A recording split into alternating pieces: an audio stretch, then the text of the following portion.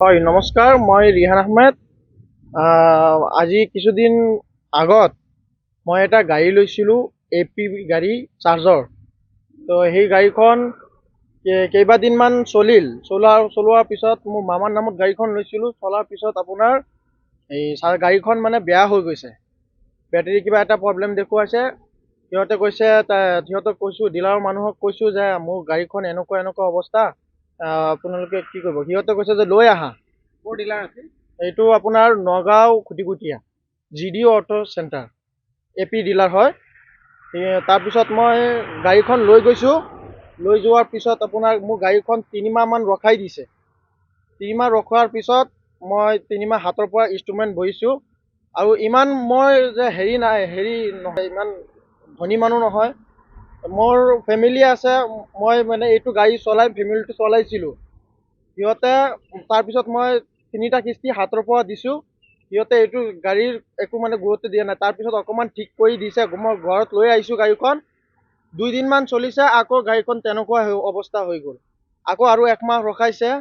সেইটো কিস্তি মই হাতৰ পৰা ভৰিছোঁ। এতিয়া কেইদিনমান যোৱাৰ পিছত গাড়ীখনৰ চাৰ্জাৰডালো বেয়া হৈ গ'ল। তেতিয়া মই চাৰ্জাৰডাল লৈ গৈছোঁ ডিলাৰত।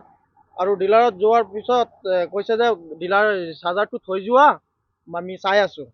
4দিন ৰখাই পেলাই মোৰ চাৰ্জাৰখন কৈছে যে মই কল কৰিছোঁ যে দাদা চাৰ্জাৰখন কি হ'ল। কৈছে যে এইটো চাৰ্জাৰ আৰু কাম নাই, তুমি লৈ যোৱাগৈ। এটা চাৰ্জাৰৰ দাম আপোনাৰ 40-50 হাজাৰ টকা। মই ইমান দুখীয়া ল'ৰা, মই কেনেকৈ ভৰিম এইটো পইচা? 40-50 হাজাৰ টকা। চাৰ্জাৰটো ৱাৰেণ্টি আছিল নে নাই? চাৰ্জাৰটো ৱাৰেণ্টি আছিলে 3 বছৰ। সিহঁতে যেতিয়া গাড়ী লৈছিলোঁ তেতিয়া কৈ দিছে যে 3 বছৰ ছুপাৰ ৱাৰেণ্টি বুলি। কৈছোঁ যে চাৰ্জাৰখন এতিয়া কি কৰিম। এতিয়া ঘৰত লৈ গৈ এটা চাৰ্জাৰৰ দাম 40-50 হাজাৰ টকা। সিহঁতে মানে এইটো কোৱাৰ লগে লগে মোৰ লগত মানে দুৰ্ব্যৱহাৰ কৰিছে বহুত। তাৰপিছত মই খঙতে চাৰ্জাৰখন দলিয়াই মাটিত পেলাই দিছোঁ। আৰু আপোনাৰ এইটো মাহত আজি 1মাহমান যদি চাৰ্জাৰ বেয়া হৈ আছে, সিহঁতে চাৰ্জাৰটো ঠিক কৰি দিয়া নাই কাৰণে মোৰ গাড়ীখনো বহি আছে। আৰু এইফালে ফাইনেন্সৰ পৰা ফোন আহি আছে। কিমান ভৰিম আৰু পইচা মই।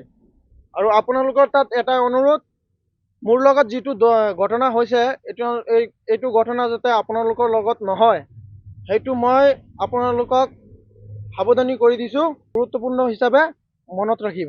হয়, মই GD অটো চেণ্টাৰ খুটিকুটীয়া এইটো আছে গাড়ীৰ ডিলাৰটো। মোৰ লগত যিটো ঘটনা হৈছে, এইটো ঘটনা যাতে আপোনালোকক লগত নহয়, ডিলাৰৰ পৰা গাড়ী যাতে কোনেও নলয়, মই আপোনালোকক অনুৰোধ জনাইছোঁ। আৰু উচিত ন্যায় এইটো মই কামনা কৰিছোঁ।